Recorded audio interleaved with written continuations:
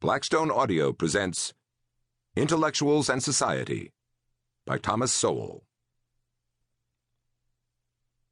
Preface. There has probably never been an era in history when intellectuals have played a larger role in society. When those who generate ideas, the intellectuals proper, are surrounded by a wide penumbra of those who disseminate those ideas, whether as journalists, teachers, staffers to legislators, or clerks to judges, and other members of the intelligentsia, their influence on the course of social evolution can be considerable, or even crucial. That influence has of course depended on the surrounding circumstances, including how free intellectuals have been to propagate their own ideas, rather than being instruments of state propaganda, as in totalitarian countries. There would of course be little point in studying the ideas expressed by prominent writers like Ilya Ehrenberg during the era of the Soviet Union, for these were simply the ideas permitted or advocated by the Soviet dictatorship. In short, the study of the influence of intellectuals is here a study of their influence where they have been freest to exert that influence, namely in modern democratic nations. For very different reasons, this study of patterns among intellectuals will pay less attention to such an intellectual giant as Milton Friedman as to any number of intellectuals of lesser eminence, simply because Professor Friedman was in many ways very atypical of the intellectuals of his time, both in his scholarly work that won him a Nobel Prize and in his work as a popular commentator on issues of the day. A balanced general intellectual history of our times would have to give Professor Friedman a far larger amount of attention than a study which focuses on general patterns to which he was an outstanding exception. Alexander Solzhenitsyn was another landmark figure in the intellectual, moral, and political history of his age, who was likewise too atypical of contemporary intellectuals to be included in a study of the general patterns of the profession. Many books have been written about intellectuals. Some take in-depth looks at particular prominent figures, Paul Johnson's Intellectuals being an especially incisive example.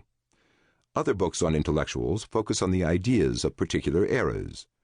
Richard A. Posner's Public Intellectuals is about those intellectuals who directly address the public, while the focus in Intellectuals and Society is about intellectuals who influence, sometimes shape, public attitudes and beliefs, whether or not they are widely read by the population at large.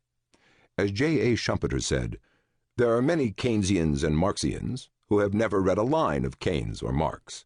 They have gotten their ideas second or third hand from the intelligentsia." Among the many things said by those who have studied intellectuals, a comment by Professor Mark Lilla of Columbia University in his book The Reckless Mind is especially striking.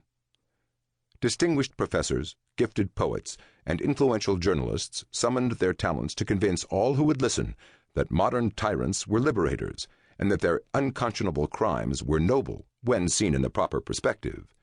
Whoever takes it upon himself to write an honest intellectual history of 20th century Europe will need a strong stomach, but he will need something more. He will need to overcome his disgust long enough to ponder the roots of this strange and puzzling phenomenon.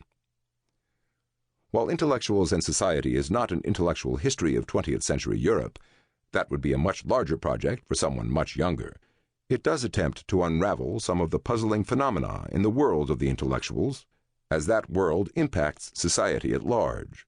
Rather than simply generalizing from the writings or behavior of particular intellectuals, this book will analyze both the vision and the incentives and constraints behind the general patterns found among contemporary members of the intelligentsia, as well as what they have said and its impact on the societies in which they said it.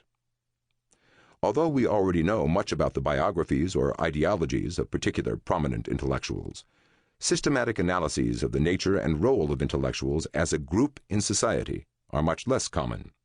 This book seeks to develop such an analysis and to explore its implications for the direction in which the intelligentsia are taking our society and Western civilization in general. Although this book is about intellectuals, it is not written for intellectuals.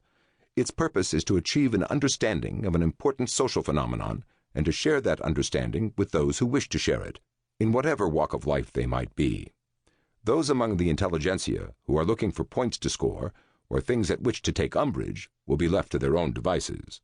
This book is written for those readers who are willing to join with me in a search for some understanding of a distinct segment of the population whose activities can have and have had momentous implications.